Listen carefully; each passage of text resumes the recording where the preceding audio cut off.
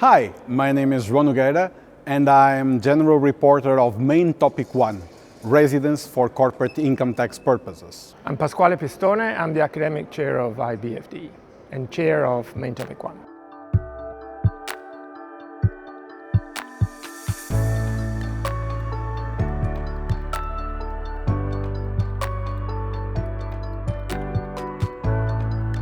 So, what is the impact of globalization and digitalization in corporate tax residency? There are mainly two tests to assess corporate residency: incorporation and place of management. Regarding the first, globalization and digitalization doesn't change anything. Regarding the second, it changes completely. In fact, globalization has reached the boardrooms and now decisions are progressively taken in virtual rooms, through messaging, email, or even in collaborative boards. So, in the past happened in the physical location, now is taken somewhere online, and sometimes not even at the same place or at the same time. We start to see two phenomena that are driven or that are caused by globalization and digitalization.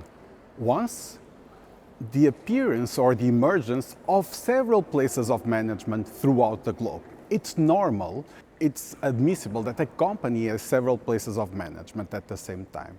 The second one is that there is an oscillation of places of management throughout the year, depending on where these decisions are taken and where decision makers are located when they take the decisions. So, a final reflection is that sticking to the locus of management may be a little bit anachronic in an area where globalization and digitalization entered the boardrooms. And we really need to rethink if we want to stick to locus, to further define it, or to move to a completely different concept, more aligned with the current reality.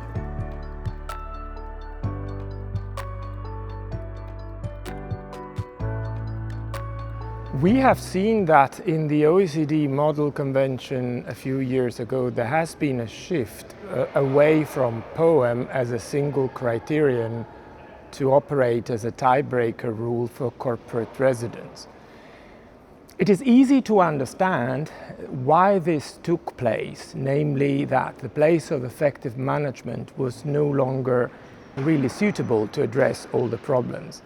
However, I wonder whether putting all the stakes on mutual agreement procedures is the right way forward. Mutual agreement procedures are procedures to settle problems between competent authorities, and they have eventually turned into the main criterion to overcome the overlaps between two personal types of tax nexus. So that's not going to work. We cannot overload tax authorities, turning them into the ones that solve the problem. They can in specific cases, but if we overload them with extra work, then we also have to give them a corresponding increase in capacity and the number of people who are going to work on a case-by-case basis might have to correspondingly increase, otherwise the quality will be affected. So I'm actually quite skeptical about the fact that this is a good move. I'm not saying that we should switch back to place of effective management, because in a digitalized economy and in global value chains, that's not going to work.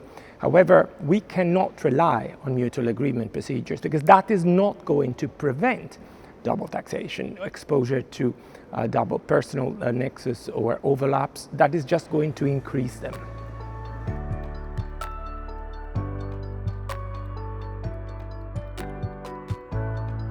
It is actually difficult to find some criteria that can work, but at least a methodology could address that. We have seen that there is an exposure to multiple personal nexus based on residence, and that is something that also reflects the global presence of companies, multinational enterprises. So for me, a potential direction of traveling is to think as to whether we can establish some criteria to coordinate the exercise of taxing jurisdiction based on personal nexus. We have seen that in some areas of law, the closer connection element works, and that is clear in private international law. So clearly that would not operate automatically in tax law, but at the same time, that could also be an area where there could be international tax coordination, potentially going towards some multinational convention that might perhaps establish some criteria. When I compare Article 4, Paragraph 3 with Article 4, Paragraph 2, for individual, that is to some extent already there to establish the closer connection. So that might be a direction of traveling. However, this is just looking into the crystal ball, and it's extremely difficult to make global creatures of law tied up to one single jurisdiction for tax purposes.